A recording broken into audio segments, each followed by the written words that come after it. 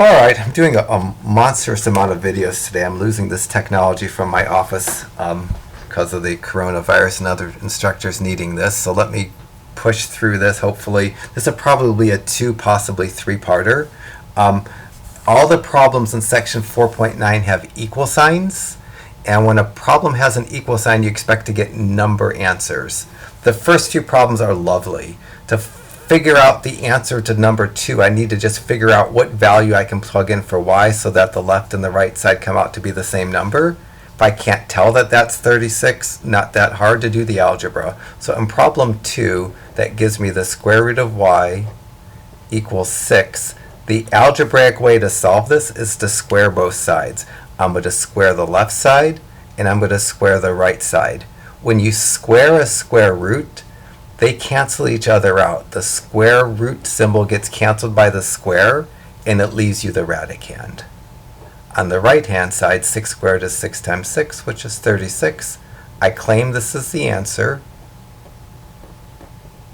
It turns out that for some of the problems in this section, I'm going to actually have to check, meaning I can do perfect algebra, and my algebra produces an answer that doesn't actually check, but it's later in the section. But if I want to make sure I'm right, I can take the number that I think is right, change that letter to that number and simplify, and an answer is only correct if when you do the simplifying of putting the potential answer in, that both sides come out to the same number. So I'll probably check most, if not all of these, just because it's so easy to check. Problem 4 gives me the square root of y minus 3 equals to 4. Simple algebra. I'm going to square both sides. On the left-hand side, the square root symbol gets canceled out by the square. It just leaves me with the radicand. On the right-hand side, 4 squared is 4 times 4, which is 16. Not quite done because I don't have the y solved for. I'm going to get the y solved for by adding 3 to both sides. This is going to give me y equal to 19 for my answer. Just because it's easy, I'm going to check. To check, I should change that y to 19. And my answer is only right if when I do the checking, both sides come out to be the same number. So I'm doing the left side on my calculator just to make it accurate and fast. The left side comes out to be 4. The right side's already 4, so I know I'm good. 6 is the square root of 3y equals to 12. I'm going to square both sides. On the left-hand side, squares and square roots cancel each other out, just leave me with the radicand. On the right-hand side, 12 squared is 144. And I'm not done yet because I want to solve for y, not just 3y. Since the 3 is multiplied by the y, to solve I'm going to divide by 3, not needing any factoring because I don't have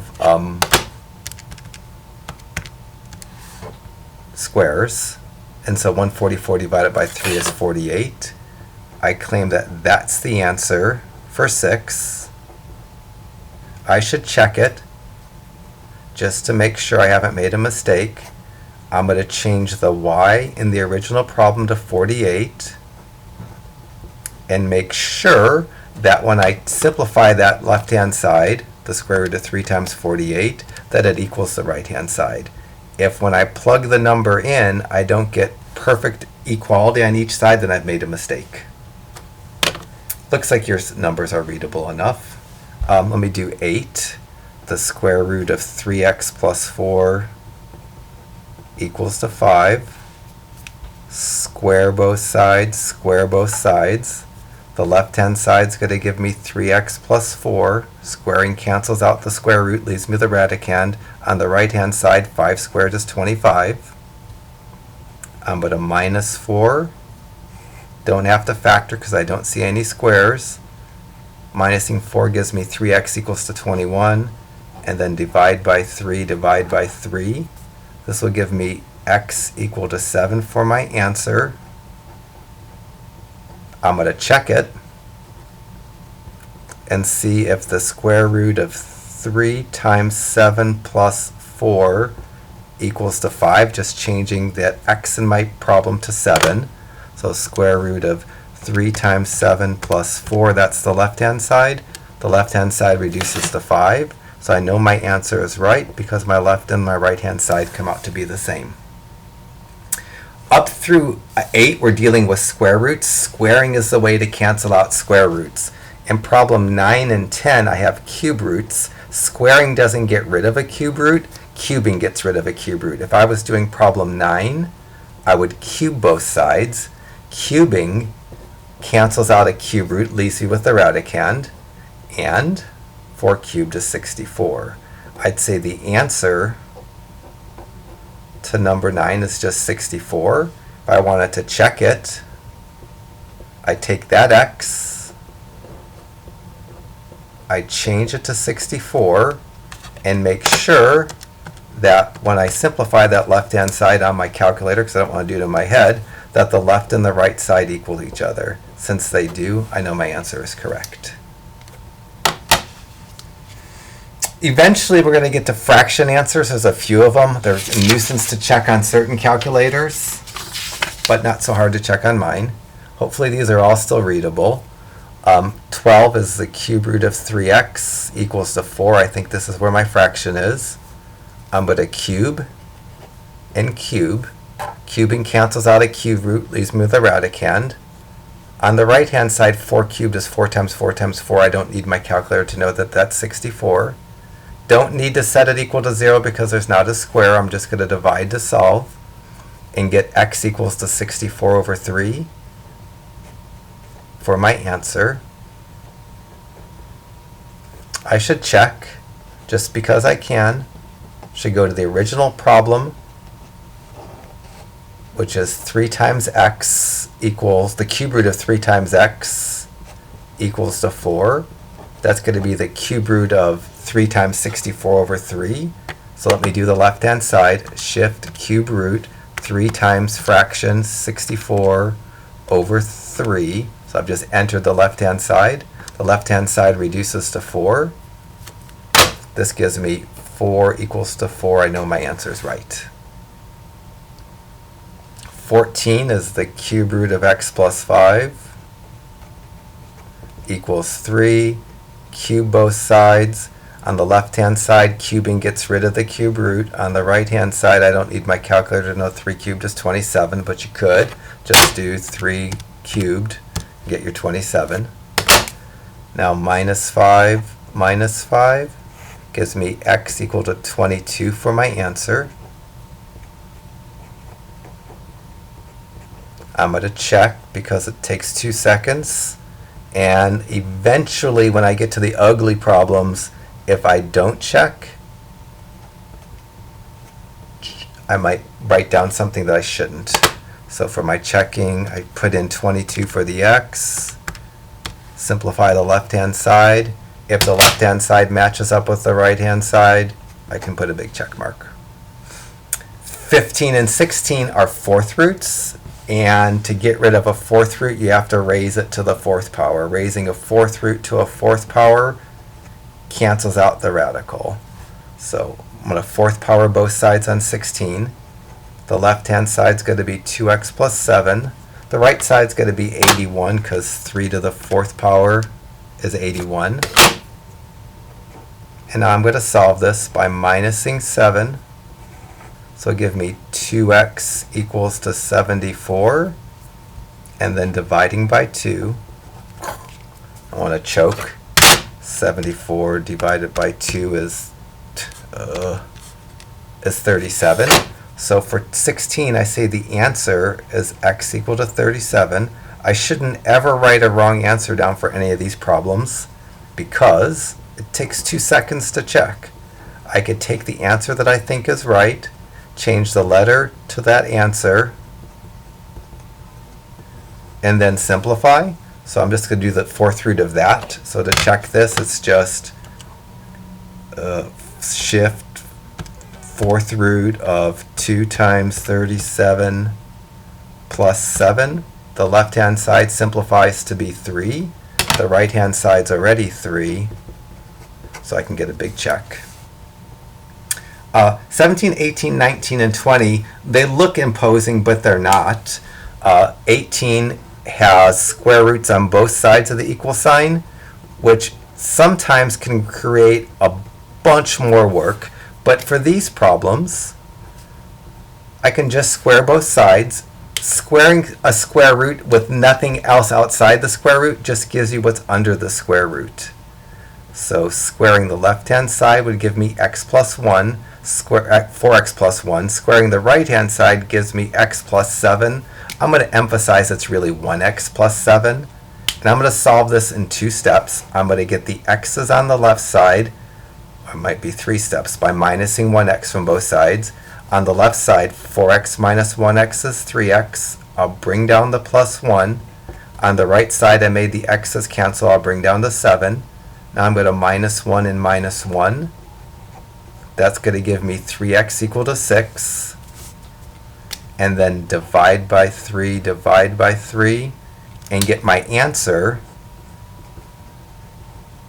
And the checking is a little harder because there's x's on both sides. But if I want to check, I need to take that x and change them to 2. So the left-hand side would be the square root of 4 times 2 plus 1. The right-hand side would be the square root of 2 plus 7. I can't just check one side because both sides have letters. So the left-hand side, square root of 4 times 2 plus 1. The left-hand side simplifies to be 3. And this should be the square root of 2 plus 7. The right-hand side, the square root of 2 plus 7, is also 3. So I know my answer is correct. I don't have room to do 20. Let me do 19 with you. So 19, I have 2 cube roots equal to each other. I'm going to cube both sides. The left-hand side is going to give me 2n minus 3. The right-hand side is going to give me 5n plus 6. I'm going to do this like most students would do it. I'm going to get the letters on the left-hand side, which is probably not the best, but it's fine. This gives me minus 3n minus 3 equals to 6. Then I'm going to add 3 to both sides. That's going to give me minus 3n equals to 9. Then I'm going to divide by minus 3, divide by minus 3. On the left-hand side, the minus 3's cancel. I get the n. On the right-hand side, positive divided by a negative is a negative. 9 divided by 3 is 3. So I get negative 3. I'll check this up here and get the cube root of 2 times negative 3 minus 3 equals the cube root of 5 times minus 3 plus 6. These might be ugly decimals, but I'll live with it. So I'll do the left-hand side. Shift cube root of 2 times minus 3 minus 3. And I get, I'll just say negative 2.08. I'm not going to write down everything else. And on the right-hand side, shift cube root of 5 times minus 3 plus 6. And the right-hand side comes out to this same negative 2.08. Because both sides come out to be the same, I get the right answer. And we'll call that done and move on to another page. The next group of problems start out with fraction exponents, and I can solve them living with the fraction exponents, but usually I'm going to make the fraction exponent into a radical. That's what it tells me. Write it as a radical and then solve. So in problem 22, which gives me y to the 1/3 power equals negative 2, I'm going to write the radical form of this, which is going to be the cube root of y to the 1st equals negative 2. To make a fraction exponent into a radical, the denominator becomes the index, everything else becomes the radicand. And now I'm going to cube both sides to get rid of the cube root. Since the right side is negative, I should probably technically parentheses it. On the left-hand side, the radicals cancel with the exponent, and I get y to the 1st, which is just y. And on the right-hand side, negative 2 cubed is negative 8. I think this is the answer, that y equals to negative 8. is my answer, but I should check, and just in case I messed up on the very original first step, I should check it into here. And I have to check it probably like this. If the number is negative, I should put it in a parentheses when I'm checking it. And so I'm going to change that y to a -8, but anytime I'm changing a letter to a negative number, I should put it in a parentheses to be safe. And that's what the left-hand side looks like when I plug in the -8. And when I simplify it, my left-hand side and right-hand side equal, so I know my answer is correct. Oh, let's do 23 together. 23, I'm going to make this problem z to the 1/4 equal to 1 as a radical. The denominator of 4 is going to be the index. The z to the 1st is going to go under the radical. This is a 4th power, so I need to raise both sides to the 4th power. On the left-hand side, the index and the exponent cancel. I'm left with z to the 1st. I don't need to write that exponent of 1. And on the right-hand side, 1 to the 4th power is just 1. So I say that my answer is 1. I should check it, and because I'm checking a positive number, I don't need a parentheses, but I could. But I'm just going to take that z, make it into a 1, and make sure that when I plug it in and simplify that both sides come out to be the same, that 1 to the 1/4 power is in fact equal to 1, and it is. I'll do 26, I'll leave you 25. 26, the radical form is going to be the cube root of x minus 2 to the 1st power equals to 2. I'm going to cube both sides. On the left-hand side, I just get the x minus 2 to the 1st power. The radical and the 3 cancel each other out. On the right-hand side, 2 cubed is 8. I don't need the parentheses nor the exponent. Anything to the 1st power is just equal to itself. So this is going to be x minus 2 equals to 8. I'm going to add 2 to both sides and get x equal to 10 for my answer. I'm going to check it. I'm going to see if 10 minus 2 to the 1/3 power equals to 2. Without this calculator that's so easy to use, I'm probably less likely to check.